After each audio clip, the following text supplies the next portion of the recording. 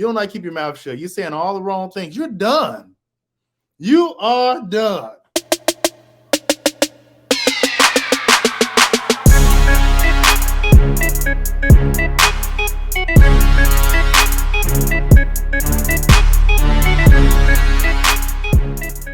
What's going on, y'all? I'm Lam, and this is Lam Levity. I ran across the video of Vivek Ramaswamy, who is a GOP presidential candidate.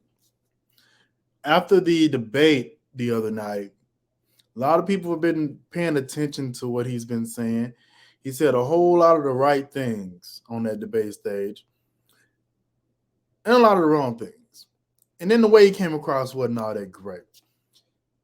But he said something in an interview recently on CNN with Dana Bash, I believe is who that is, who he did it with, that really made my antennas go up as an independent who's right in the middle, who is willing to vote Democratic or Republican, depending on who tickles my fancy the best and works best for his policy with my my pocketbook, my household, my life.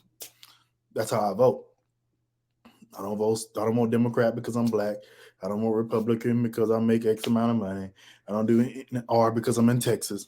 Nope. I vote based on what's best for my life at this moment. And that's fluid sometimes. So I give everybody a chance, including Vivek Ramaswamy. But something he just said, I'm gonna share my screen so you guys can see. Dana, I believe her name is Dana. Let me see her name, Dana. Whatever, the lady. She's asking him about the shooting in Jacksonville. And there's some things he says that just don't sit too swell. So I'm gonna play it and let me know what you think. That there are a lot of people of color in this country who don't think it was just lasting embers of racism, but that a lot more work had to be done, particularly given the history of the systemic racism in this country with slavery and beyond. I want to ask you about a comment that you made about white supremacy in Iowa on Friday. I've never once encountered that yet. I'm sure the boogeyman white supremacist exists somewhere in America. I've just never met him. Never seen one. Never met one in my life, right? Maybe I'll meet a unicorn sooner. And maybe those exist too.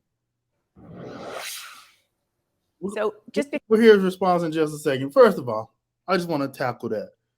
First of all, even if you believe that as an immigrant, or a family as an immigrant, I don't know if he was born here or not, but he's clearly Indian.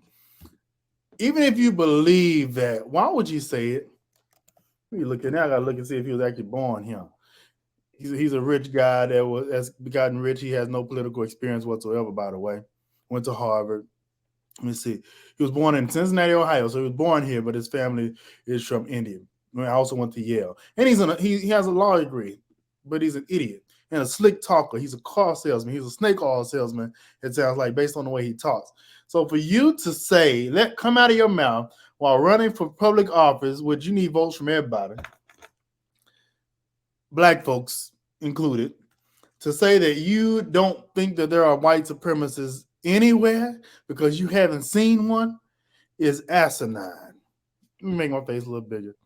It's asinine to say that. And it's almost like he tried to get a laugh out of it, but it's asinine to say that because there are white supremacists that will tell you they white supremacists. They want you to know. There's white supremacists that want you to know they hate niggas. They'll tell you. The head of the KKK will tell you. They will tell you. So what the hell? I'm sorry, rattle me a bit. What are you talking about?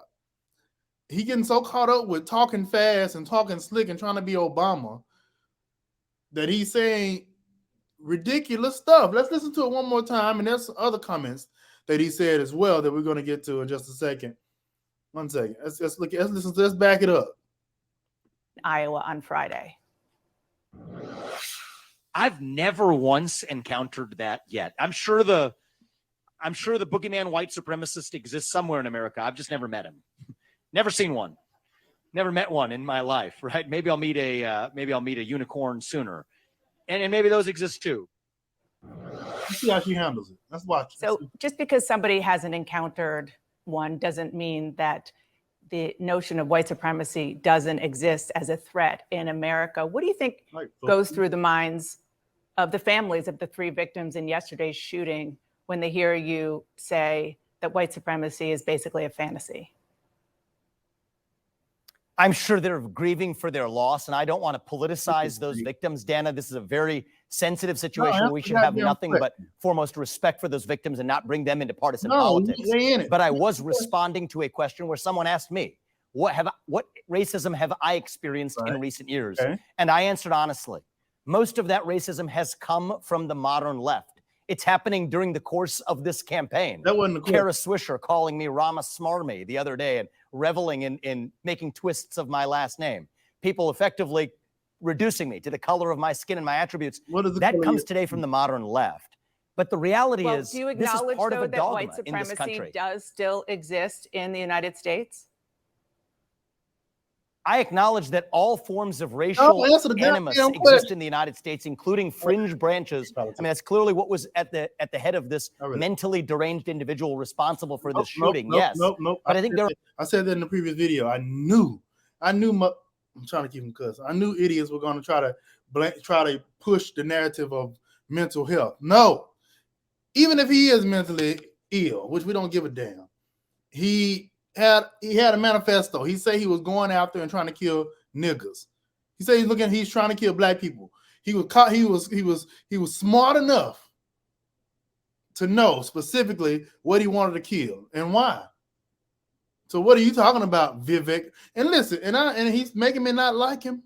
I try to give him a chance, and guess what? And all people say this, and this is gonna sound bad, but it is what it is. One of my best friends' name is one of my best friends is Indian. So I like Indian people. One of my best friends is Indian. Matter of fact, he shares the exact same first name as this idiot. But he's a hell of a lot better person than this guy is. This guy is an idiot. He's a what's the name used to say? An ideologue. Rush used to say that. He's an ideologue. What the hell? He's an idiot. Let's continue. I want y'all to hear some more of this. I didn't mean to be on a bender tonight. It's after midnight. But I saw this and I had to talk about it. And I want to hear y'all's opinion on this as well. And don't come at me in some crazy way because listen, I'm not a Democrat. I don't care. I don't like Biden at all. I think he's a horrible president. So don't come at me, Republicans, and challenge me because or talk crazy because I'm talking about a Republican candidate. I'm not a Democrat, nor am I a Republican. I'm an independent. And I watched the debate trying to see who tickled my fancy. Christie sucks. Ramaswamy's an idiot and tone deaf. The best one was the gal on the stage. I forgot her name, Hallie. Well, name Hallie somebody. The gal was the best one on the stage. She's the only one making any goddamn sense. All right, let's continue. There are many forms of mental derangement that cause us to see one another on the basis of our skin color and our attributes. And I think what we need to revive, Dana, and it's my job as the leader, hopefully as the next president to do this, to revive our doctrine of e pluribus unum. No, we don't want to not just celebrating our diversity and our skin deep attributes. Our next president. To those who say get to another level on Friday, in addition to the comment we played, you took issue with comments from Congresswoman Ayanna Pressley. Black woman. She reportedly said, quote, "We don't need any more brown faces that don't want to be a brown voice." About that, you said, "These that don't want to be, that don't want Pressley." She reportedly said, quote, "We don't need any more brown faces that don't want to be a brown voice." About that, you said, "These are the words of the modern grand wizards of the modern KKK." You know, I'm sure the KKK was responsible for more than a century's worth of horrific lynchings, rapes, murders of Black people. How in any way are the views you're talking about comparable to the views and atrocities committed by the KKK?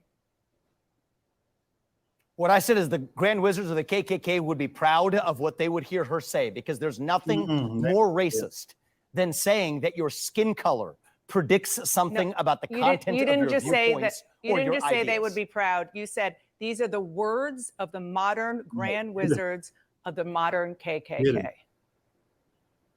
It is the same spirit. You're right about that, Dana. I think it is the same spirit to say that I can look at you and based on just your skin color, that I know something about the content of your character, that I know something about the content of the viewpoints you're allowed to express. For Ayanna Pressley to tell me that because of my skin color, I can't express my views, that is wrong. It is divisive. It is driving hate in this country. This is dividing our country to a breaking point. That is a debate that is based on nonviolent discussion. That you just said you're using rhetoric, which she said she's using rhetoric.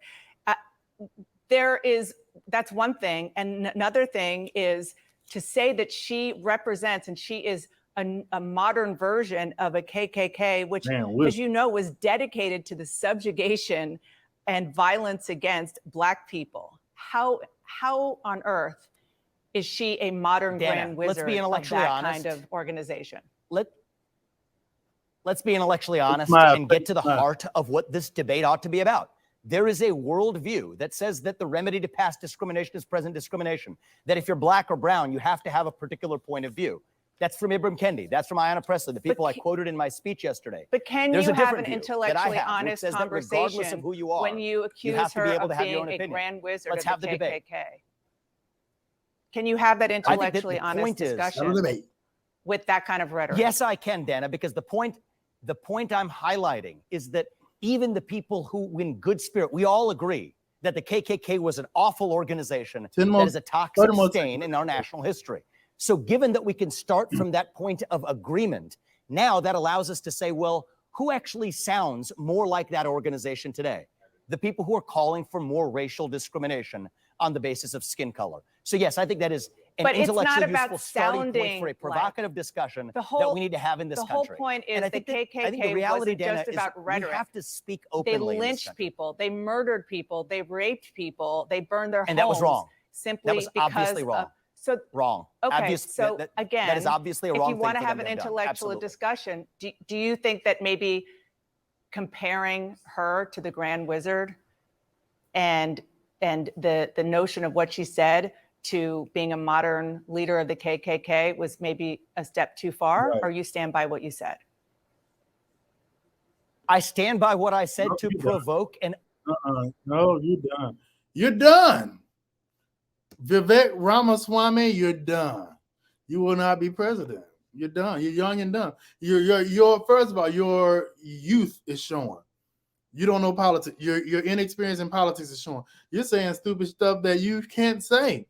And what's so interesting is that some of what you just said, the part where he says that there's an expectation for when you're certain skin color for you to have certain views. I agree with that to a certain degree. You know, and Democrats, Black folk might, whatever. Black folks are expected to be Democrats. You can't be a Black Republican and not get some type of crap from it by being a vocal Republican and be Black. You can't. They think you get called Uncle Tom, you get called all types of stuff. Because I went through all of it. I was a Democrat, didn't know why I was a Democrat just because Black folks supposed to be Democrat. Then I was a Republican because I was going against I wanted to go against the status quo, and a lot of the stuff on the Republican side suited my family and my life better. Then I realized there's a lot of things I don't fool with on the Republican side too. So I decided to be independent because I agree with some stuff. I'm a fiscal conservative. When it comes to business, finance, taxes, all that, strong military, I'm on the Republican side. When it comes to social issues as relates to, I don't give a damn who you marry. I don't give a damn who you screw. I don't give a damn what you do with your body. I believe in ultimate freedom. You do what you want. I don't want to regulate. I don't want nobody regulating my business too harshly, and I don't give a damn about regulating somebody's body. That's what I believe. But Democrats want to regulate businesses harshly and tax the hell out of you. The Republicans want to regulate women's bodies and who you can screw and marry. I don't like either of them. That's ridiculous to me. So I agree with him that there is an expectation that if you're a certain skin color to have a certain ideology or view. That's true, and I've lived that. But certain things you can't say. The way you saying it, comparing Ayanna Pressley, a sitting congresswoman, to a grand wizard of the KKK, you're an idiot. You're stupid. You don't know how to play politics. You don't know how to keep your mouth shut. You're saying all the wrong things. You're done. You are done. I'm sure he got a little bit of a surge in the last debate, but after Kim continue, he's doing too many interviews. You're doing too many interviews with CNN for one. You're done.